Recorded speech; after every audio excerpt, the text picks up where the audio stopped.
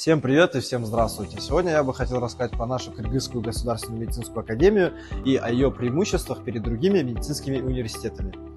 С 1939 года и вплоть до 1096 года наша нынешняя академия так и называлась – Фрунзенский медицинский институт. С 1996 наше название – Кыргызская государственная медицинская академия имени Исыконовича Ахунбаева. Несмотря на существование многих других медицинских вузов в нашей стране, на данный момент именно наша медицинская академия является главным вузом в области медицины.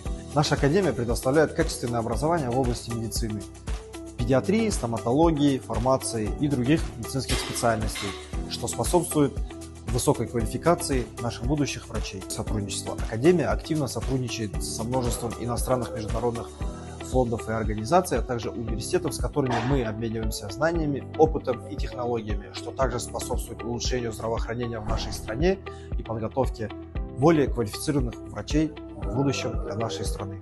Это подтверждается тем, что наши выпускники по сей день вносят значительный вклад в развитие медицины в нашей стране и за ее пределами. И это все, безусловно, благодаря нашим опытным преподавателям и структуре нашей академии. Для развития клинических, а также научно-исследовательских навыков наших студентов КГМА имеет 4 клиники, а также 2 медцентра. КГМА уникален, и вот почему. Во-первых, это медицинский вуз, нет других факультетов. Во-вторых, обучение проходит под строгим кураторством наших опытных доцентов и профессоров.